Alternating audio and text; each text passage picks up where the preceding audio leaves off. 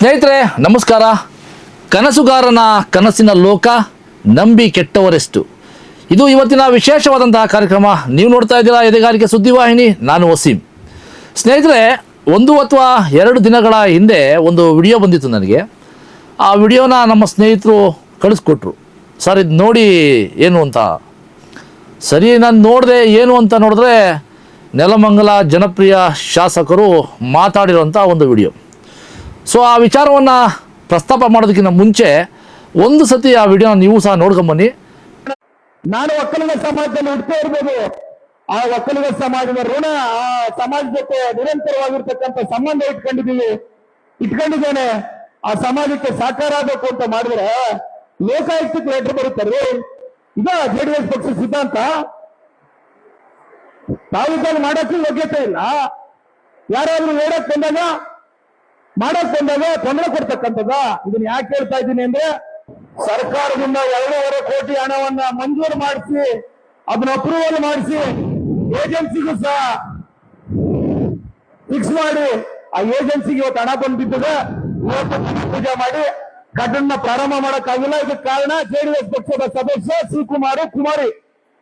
So ನೋಡಿದ್ರಲ್ಲ ವೀಕ್ಷಕರೇ, ಒಕ್ಕಲಿಗ ಸಮುದಾಯದ ಮಹಿಳೆಯರ ಒಂದು ಕಾರ್ಯಕ್ರಮ.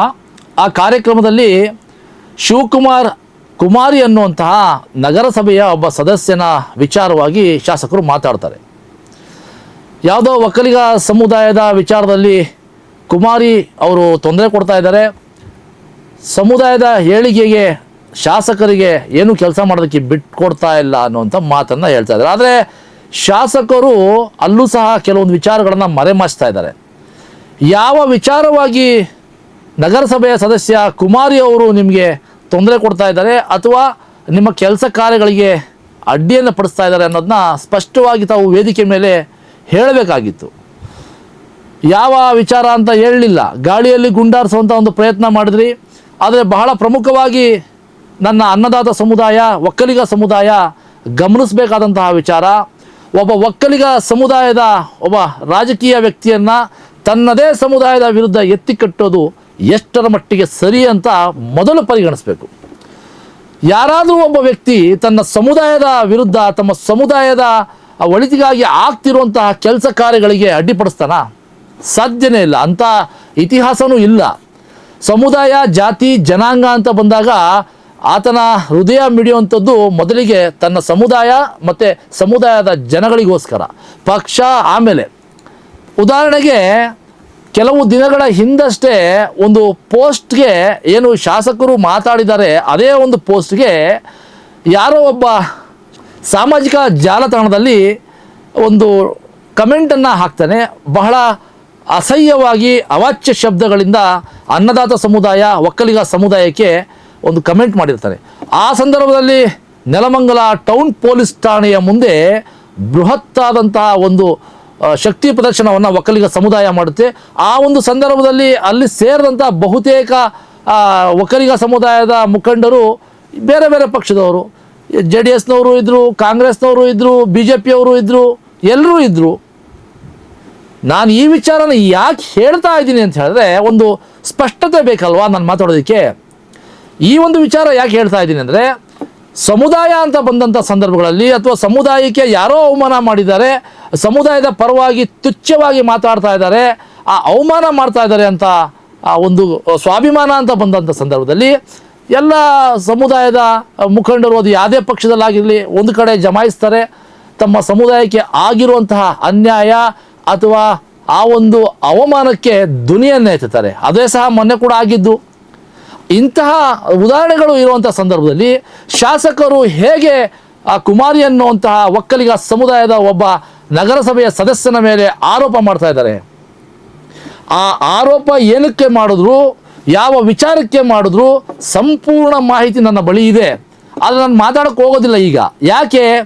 ನಾನು ಈಗ ಆ ವಿಚಾರವನ್ನು ಮಾತಾಡಿದ್ರೆ ರಾಜಕೀಯವಾಗಿ ವಿರೋಧಿಗಳಿಗೆ ಲಾಭ, ಸ್ಥಳೀಯ ಶಾಸಕರಿಗೆ ನಷ್ಟ ಆಗುತ್ತೆ. ಅದು ಒಂದು ಸರಿಯಾದ ಸಮಯ ಅಂತ ಬರುತ್ತೆ. ಆ ಸಮಯದಲ್ಲಿ ದಾಖಲಾತಿಗಳ ಸಮೇತ ಇದೇ ಕ್ಯಾಮ್ರಾ ಮುಂದೆ ಕೂತ್ಕೊಂಡು ಶಾಸಕರು ಒಕ್ಕಲಿಗ ಸಮುದಾಯಕ್ಕೆ ಕೊಟ್ಟಂತಹ ಅಪಾರವಾದಂತಹ ಕೊಡುಗೆಗಳು ಏನು ಅನ್ನೋದನ್ನ ಸವಿಸ್ತಾರವಾಗಿ ನಿಮ್ಮ ಮುಂದೆ ಇಟ್ಕೊಳ್ತಾ ಹೋಗ್ತೀನಿ. ಸೊ ಸ್ನೇಹಿತರೆ, ನೆಲಮಂಗಲ ಜನಪ್ರಿಯ ಶಾಸಕರಾದ ಎನ್ ಶ್ರೀನಿವಾಸ್ ಅವರ ಸಾಧನೆಗಳ ವಿಚಾರವಾಗಿ ಮಾತಾಡೋಕ್ಕೆ ಕೂತ್ರೆ ಸಮಯ ಹೋಗೋದೇ ಗೊತ್ತಾಗೋದಿಲ್ಲ. ಸೊ ಹಾಗಾಗಿ ತುಂಬ ಪ್ರಮುಖವಾದಂಥ ಕೆಲವು ವಿಚಾರಗಳನ್ನು ನಾನಿಲ್ಲಿ ಬರ್ಕೊಂಡು ಮಾರ್ಕ್ ಮಾಡ್ಕೊಂಬಂದಿದ್ದೀನಿ. ನಿಗದಿತ ಸಮಯದಲ್ಲಿ ಏನು ಮುಖ್ಯವಾದಂಥ ವಿಚಾರಗಳನ್ನು ಇವತ್ತಿನ ಮಟ್ಟಿಗೆ ಮಾತಾಡಬೇಕು ಅಷ್ಟು ಮಾತ್ರ ಮಾತಾಡೋಣ ಅಂತ. ಮಾತಾಡೋವಂಥದ್ದು ಬಹಳಷ್ಟು ಇವೆ. ಇವರ ಸಾಧನೆಗಳು, ನೆಲಮಂಗಲದಲ್ಲಿ ಏನು ಬಡಾಯಿ ಕೊಚ್ಕೊಂಡಿದ್ದು, ಅಬ್ಬಬ್ಬಬ್ಬಬ್ಬಬ್ಬ, ಇವರ ಸಾಧನೆಗಳು ಇರಲಿ, ಹೇಳ್ತೀನಿ ನಾನು ಮುಂದಿನ ದಿನಗಳಲ್ಲಿ. ಬಟ್ ಇವತ್ತಿನ ಕಾರ್ಯಕ್ರಮಕ್ಕೆ ಎಷ್ಟು ಬೇಕು ಕಂಟೆಂಟ್ ಅಷ್ಟು ಮಾತ್ರ. ಏನು ಶಾಸಕರು ಕಳೆದ ಒಂದು ಮಹಿಳೆಯರ ಒಕ್ಕಲಿಗರ ಕಾರ್ಯಕ್ರಮದಲ್ಲಿ ಶಿವಕುಮಾರ್ ಅಲಿಯಾಸ್ ಕುಮಾರಿ ಅವರ ಮೇಲೆ ಆರೋಪವನ್ನು ಮಾಡಿದ್ರು. ಆ ವಿಚಾರದ ಕುರಿತಾಗಿ 22 ಏಪ್ರಿಲ್ ಬೆಳಗಿನ ಜಾವ 6 ಗಂಟೆಗೆ ನಗರಸಭೆಯ ಅಷ್ಟು ಅಧಿಕಾರಿಗಳನ್ನು, ಅಂದರೆ ಯಾವ ವಿಚಾರವಾಗಿ ಅವ್ರು ಮಾತಾಡ್ತಾ ಇದ್ದಾರೆ ಆ ವಿಚಾರಕ್ಕೆ ಸಂಬಂಧಪಟ್ಟಂಥ ಅಧಿಕಾರಿಗಳನ್ನು ತಮ್ಮ ಮನೆಗೆ ಕರೆಸ್ಕೊಂಡು ಬಲವಂತವಾಗಿ ಒತ್ತಡ ಹೇರಿ ಆ ಕೆಲಸವನ್ನು ಮಾಡುವಂಥ ಒಂದು ಕೆಲಸಕ್ಕೆ ಮುಂದಾಗಿದ್ದರು.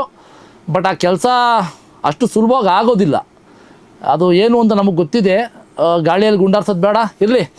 ಈಗ ಬಾಯಿ ಬಿಟ್ಟರೆ ಬರೇ ಸುಳ್ಳನ್ನೇ ಹೇಳಿಕೊಂಡು ನೆಲಮಂಗಲ ತಾಲೂಕಿನಲ್ಲಿ ರಾಜಕಾರಣವನ್ನು ಮಾಡ್ಕೊಂಬಂದಂತಹ ನಮ್ಮ ಜನಪ್ರಿಯ ಶಾಸಕರಾದ ಎನ್ ಶ್ರೀನಿವಾಸ್ ಅವರು ಸಾಧನೆಗಳು, ಸಾವಿರಾರು ಕೋಟಿಯ ಅನುದಾನವನ್ನು ತಗೊಂಬಂದೆ ಅಂತ ಹೇಳಿದ್ರಲ್ಲ ಶಾಸಕರೇ, ದಯವಿಟ್ಟು ಆ ಅನುದಾನಗಳ ಒಂದು ಪಟ್ಟಿಯನ್ನು ಬಿಡುಗಡೆ ಮಾಡಿ, ಸಾವಿರಾರು ಕೋಟಿಯ ಹಣವನ್ನು ಎಲ್ಲೆಲ್ಲಿ ಹೂಡಿಕೆಯನ್ನು ಮಾಡಿದ್ದೀರಾ, ಎಷ್ಟೆಷ್ಟು ಕೋಟಿ ಅಥವಾ ಎಷ್ಟೆಷ್ಟು ಲಕ್ಷಗಳ ಲೆಕ್ಕಾಚಾರದಲ್ಲಿ ಹೂಡಿಕೆಯನ್ನು ಮಾಡಿದ್ದೀರಾ, ಅದೊಂದು ಪಟ್ಟಿ ಬಿಡುಗಡೆ ಮಾಡಿ. ನಮಗೂ ಸಹ ಗೊತ್ತಾಗಬೇಕಲ್ವಾ ನೀವು ಎಲ್ಲೆಲ್ಲಿ ಖರ್ಚು ಮಾಡಿದ್ದೀರಾ ಅಂತ. ಬರೀ ಕೋಟಿ ತಗೊಂಬಂದೆ ಅಂತ ಹೇಳ್ತಾ ಇದ್ದರೆ ಆ ತಗೊಂಬಂದಿರೋಂಥ ಕೋಟಿ ದಿನೇ ದಿನೇ ಹೆಚ್ಚಾಗ್ತಾ ಇದೆ ಹೊರತು ಕಡಿಮೆ ಆಗ್ತಾ ಇಲ್ಲ.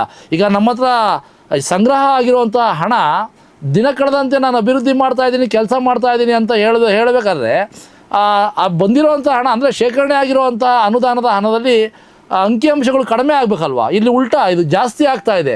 ಏನು ಮೊಟ್ಟೆ ಇಕ್ತಾ ಇದೆಯಾ ದುಡ್ಡು, ಮರಿಯನ್ನು ಇಕ್ತಿದೆಯಾ ದುಡ್ಡು, ಬಂದಿರೋವಂಥ ದುಡ್ಡು ಅರ್ಥ ಆಗ್ತಾ ಇಲ್ಲ. ಸೊ ಹಾಗಾಗಿ ಅದನ್ನು ಸ್ವಲ್ಪ ಪಟ್ಟಿ ಯಾವ್ಯಾವುದು ದುಡ್ಡು ಎಲ್ಲೆಲ್ಲಿ ಖರ್ಚು ಮಾಡಿದ್ರಂತ ಬಿಡುಗಡೆ ಮಾಡಿದ್ರೆ ನಮ್ಮ ಒಂದು ಕುರುಡತನಕ್ಕೆ ಒಂದು ಲೆಕ್ಕ ಸಿಗುತ್ತೆ. ಚುನಾವಣೆ ಗೆದ್ದಂತಹ ಒಂದು ಪ್ರಾರಂಭದಲ್ಲಿ ತಾವು ಒಂದು ಬೂದಿಯಾಳ ಅನ್ನೋಂತಹ ಗ್ರಾಮದ ಪಕ್ಕದಲ್ಲಿ ಒಂದು ಕಾರ್ಯಕ್ರಮ ಮಾಡ್ತೀರಾ. ಆ ಕಾರ್ಯಕ್ರಮದಲ್ಲಿ ಸಾಕಷ್ಟು ಕಲ್ಲುಗಳ ಮೇಲೆ ಕೆತ್ತನೆಯನ್ನು ಮಾಡಿ ಯಾವ್ಯಾವ ಕಾಮಗಾರಿಗಳು ಏನು ಎತ್ತ ಮತ್ತೊಂದು ಮಗದೊಂದು ಎಲ್ಲವನ್ನೂ ಸಹ ಒಂದು ಪಕ್ಕದಲ್ಲಿ ಇಟ್ಟಿರ್ತೀರ, ತೋರಿಸ್ತೀರಾ ಕೂಡ. ಆ ಕಲ್ಲುಗಳನ್ನು ಎಲ್ಲಿ ತಾವು ಪ್ರತಿಷ್ಠಾಪನೆ ಮಾಡಿದ್ದೀರಾ, ಯಾವ್ಯಾವ ಕಾಮಗಾರಿಗಳು ಇದುವರೆಗೂ ಮುಗಿದಿವೆ ಅನ್ನೋದೇ ನಮಗೆ ಗೊತ್ತಾಗ್ತಾ ಇಲ್ಲ. ಅದೊಂಚೂರು ಸ್ಪಷ್ಟನೆ ಕೊಟ್ಬಿಡಿ. ನನಗೆ ಗೊತ್ತಿದೆ ನೀವೇನು ಮಾಡ್ತಾ ಇದ್ದೀರಾ, ಏನು ಮಾಡ್ತಾ ಇಲ್ಲ ಅನ್ನೋದು. ಬಟ್ ವೇದಿಕೆಗಳ ಮೇಲೆ ಅಬ್ಬರದ ಭಾಷಣ ಮಾಡಿಕೊಂಡು ನಾನು ಸಾವಿರಾರು ಕೋಟಿ ತಗೊಂಬಂದೆ, ನಾನೇನೋ ಮಾಡಿದೆ, ಏನೋ ಮಟ್ಟಿದೆ ಅಂತ ಅಂದ್ಬಿಟ್ಟು ಸುಮ್ಮನೆ ಬಿಲ್ಡಪ್ ಕೊಡ್ತಾ ಇದ್ದೀರಲ್ಲ, ಅದಕ್ಕೊಂದು ಸ್ಪಷ್ಟನೆ ಬೇಕಲ್ವಾ ತಾಲೂಕಿನ ಜನಗಳಿಗೆ. ನನಗೆ ಗೊತ್ತಿದೆ, ಬಟ್ ನೀವು ಹೇಳ್ಕೊಂಡ್ರೆ ತುಂಬ ಒಳ್ಳೆಯದದು. ಈಗಾಗಲೇ 220 kV ಬಗ್ಗೆ ನಾನು ತಗೊಂಬಂದೆ, ಇದು ನಮ್ಮ ಸರ್ಕಾರದ ಯೋಜನೆ, ಹಂಗೆ ಹಿಂಗೆ ಅಂತ ದೊಡ್ಡದಾಗಿ ಬಿಲ್ಡಪ್ ಕೊಡ್ತಿದ್ರಿ. ಅದಕ್ಕೆ ಕಳೆದ ಒಂದು ವಿಡಿಯೋದಲ್ಲಿ ನಾನು ಒಂದು ಸ್ಪಷ್ಟೀಕರಣವನ್ನು ಕೊಟ್ಟೆ. 2019ರಲ್ಲಿ 220 kVಗೆ DPR ಆಗುತ್ತೆ, 2021ರಲ್ಲಿ ಅದು ಅನುಮೋದನೆ ಆಗುತ್ತೆ. ಪ್ರೋಟೋಕಾಲ್ ಪ್ರಕಾರ ತಾವು ಶಾಸಕರಿದ್ದೀರಾ 2023ರಲ್ಲಿ. ಸೊ ಹಾಗಾಗಿ ಟೆಂಡರ್ ನಿಮಗಾಗಿದೆ ಅಷ್ಟೇ ಅನ್ನೋದನ್ನ ನಾನು ಒಂದು ಸ್ಪಷ್ಟನೆಯನ್ನು ಕೊಟ್ಟಿದ್ದೀನಿ. ಅದೇ ರೀತಿ ನೀವು ಒಂದು ಸ್ಪಷ್ಟನೆಯನ್ನು ಕೊಟ್ಟುಬಿಡಿ. ಇನ್ನು ಸ್ನೇಹಿತರೆ, ನೆಲಮಂಗಲ ತಾಲೂಕಿನಲ್ಲಿ ಅಭಿವೃದ್ಧಿಯ ಪಥದ ಕೆಲಸಗಳು ಯಾವುದೂ ಸಹ ಇದುವರೆಗೂ ಆಗಿಲ್ಲ ಅನ್ನೋದಕ್ಕೆ ನಾನು ನೇರ ಆರೋಪವನ್ನು ಮಾಡ್ತೀನಿ. ಯಾಕೆ, ಯಾವ ಕಾಮಗಾರಿಗಳು ಸಹ ಸಿದ್ದರಾಮಯ್ಯನವರ ಸರ್ಕಾರ ರಚನೆ ಆದಂಥ ನಂತರದ ದಿನಗಳಲ್ಲಿ ಆ ಒಂದು ಅನುದಾನಗಳಲ್ಲಿ ಆಗಿಲ್ಲ ಅನ್ನೋದು ನನ್ನ ಒಂದು ವೈಯಕ್ತಿಕ ಆರೋಪ. ಯಾಕಂತ ಹೇಳಿದ್ರೆ ತ್ಯಾಮಗುಂಡ್ಲು ರಸ್ತೆ ಅದು ಶ್ರೀನಿವಾಸ ಮೂರ್ತಿ ಅವರು ಇದ್ದಂಥ ಕಾಲದಲ್ಲೇ ಅದು ಭೂಮಿ ಪೂಜೆ ಆಗಿ, ಆ ಒಂದು ಭೂಮಿ ಪೂಜೆ ನಂತರ ಕೆಲಸ ಅರ್ಧಂಬರ್ಧ ಆಗಿತ್ತು. ಅದು ಮತ್ತೆ ಸ್ಟಾಪ್ ಆಯಿತು ಕಾರಣಾಂತರಗಳಿಂದ.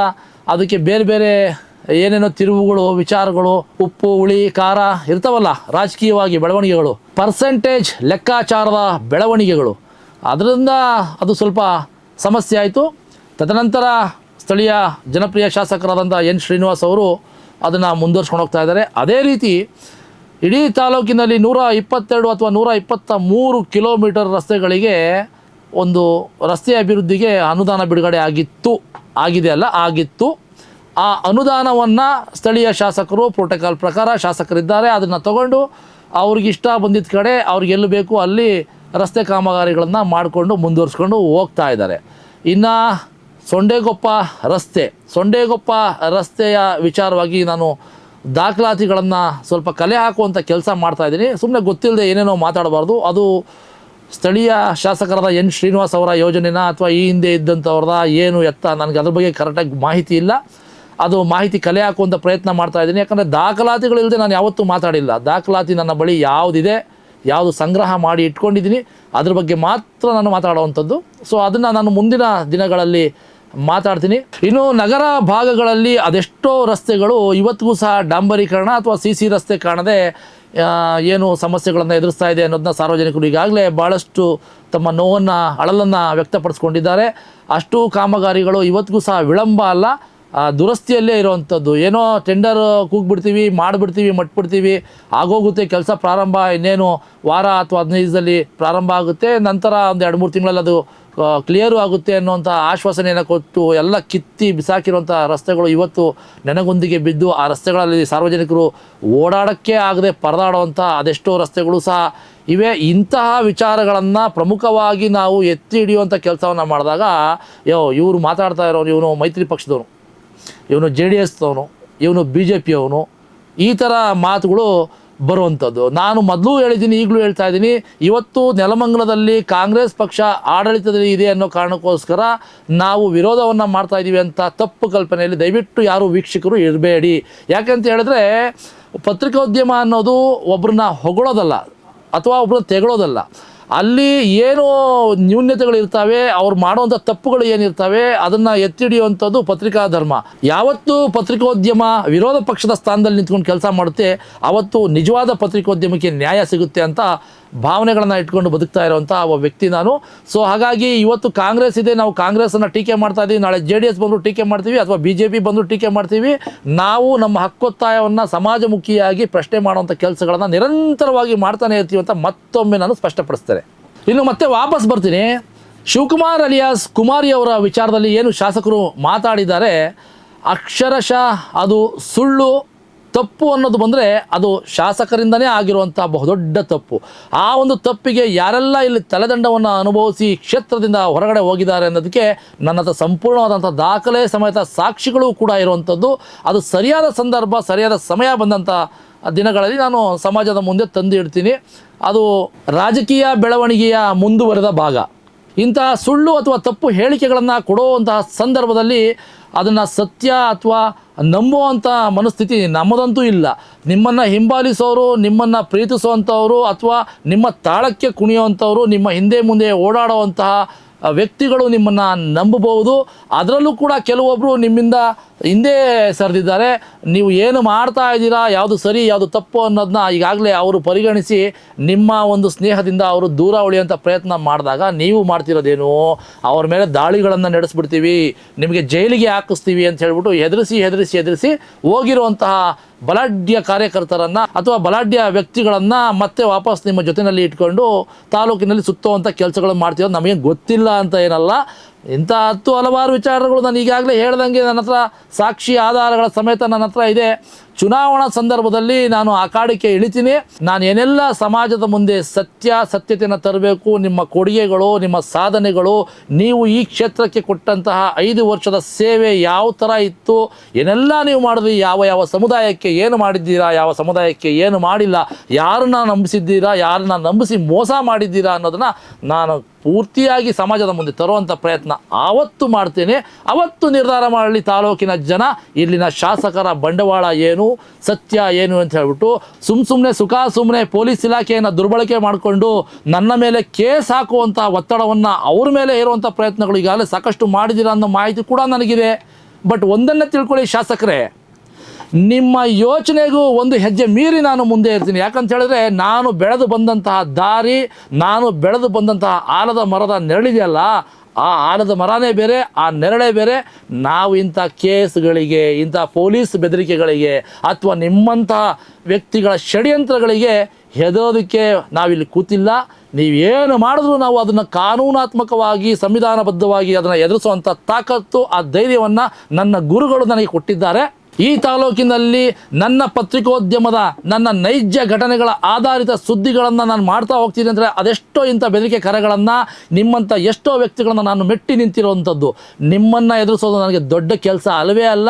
ಒಂದು ವೇಳೆ ನೀವೇನಾದರೂ ಕಾನೂನನ್ನು ದುರುಪಯೋಗ ಪಡಿಸ್ಕೊಂಡು ನನ್ನ ಮೇಲೆ ಸುಳ್ಳು ಕೇಸ್ಗಳನ್ನು ಹಾಕುವಂಥ ಪ್ರಯತ್ನ ಮಾಡಿದ್ರೆ ಅಥವಾ ಅಂತಹ ಕೆಲಸಗಳಿಗೆ ಪೊಲೀಸ್ ಇಲಾಖೆಯ ವರಿಷ್ಠ ಅಧಿಕಾರಿಗಳು ಸಪೋರ್ಟನ್ನು ಮಾಡಿದ್ರೆ ಖಂಡಿತವಾಗ್ಲೂ ನಾನು ನ್ಯಾಯಾಲಯಕ್ಕೆ ಒಬ್ಬನೇ ಅಂತೂ ಹೋಗೋದಿಲ್ಲ. ಯಾರ್ಯಾರನ್ನ ಕರ್ಕೊಂಡು ಹೋಗಬೇಕು, ಯಾವ ರೀತಿಯಾಗಿ ಕರ್ಕೊಂಡು ಹೋಗಬೇಕು ಅನ್ನೋದು ನನ್ನ ಹತ್ರ ಎಲ್ಲವೂ ಕೂಡ ಸಿದ್ಧತೆ ಮಾಡಿಕೊಂಡೇ ನಾನು ಕೂತಿದ್ದೀನಿ. ಯಾಕಂದರೆ ನಾನು ಸಾಮಾನ್ಯ ವ್ಯಕ್ತಿಯ ಕೈ ಕೆಳಗಡೆ ಪಳಗಿರುವಂಥ ವ್ಯಕ್ತಿ ಅಲ್ಲ. ನನ್ನ ಗುರುಗಳು ಯಾರು ಅನ್ನೋದು ಈಗಾಗಲೇ ಸಮಾಜಕ್ಕೆ ಗೊತ್ತಿದೆ. ನನ್ನ ಗುರುಗಳ ಮಾರ್ಗದರ್ಶನ ನನಗೆ ಹೇಗಿದೆ, ಏನು ಮಾಡಬೇಕು, ಸಮಾಜದಲ್ಲಿ ಹೇಗೆ ಬದುಕಬೇಕು, ಜನರನ್ನು ಹೇಗೆ ಮೆಟ್ಟಿ ನಿಲ್ಲಬೇಕು ಅನ್ನೋದು ನನಗೆ ನನ್ನ ಗುರುಗಳು ಕಲಿಸ್ಕೊಟ್ಟಿದ್ದಾರೆ. ಸೊ ಅವರ ಒಂದು ದಾರಿ ಮಾರ್ಗದರ್ಶನದಲ್ಲಿ ನಾನು ನಡೀತಾ ಇರೋಂಥದ್ದು. ನಿಮ್ಮ ಇಂಥ ಟೊಳ್ಳು ಬೆದರಿಕೆಗಳಿಗೆ, ಇಂತಹ ಕುತಂತ್ರಗಳಿಗೆ ಹೆದರುವಂಥ ಮಗ ನಾನಲ್ಲ. ವೀಕ್ಷಕರೇ, ಇದಿಷ್ಟು ವಿಶೇಷ ಕಾರ್ಯಕ್ರಮದ ಮಾತುಗಳಾಗಿತ್ತು. ಮುಂದಿನ ದಿನಗಳಲ್ಲಿ ಮತ್ತೆ ಇನ್ನಷ್ಟು ವಿಚಾರಗಳನ್ನು ತಮ್ಮ ಮುಂದೆ ತರ್ತಾ ಸಮಾಜಮುಖಿಯಾಗಿ ಸಮಾಜದ ಅಂಕು ಡೊಂಕುಗಳನ್ನು ತಿದ್ದುವಂಥ ಕೆಲಸ ನಾವು ಮಾಡ್ತೀವಿ ಅಂತ ಹೇಳ್ತಾ ಈ ಒಂದು ಕಾರ್ಯಕ್ರಮವನ್ನು ಮುಕ್ತಾಯ ಮಾಡ್ತೀನಿ. ನಮಸ್ಕಾರ.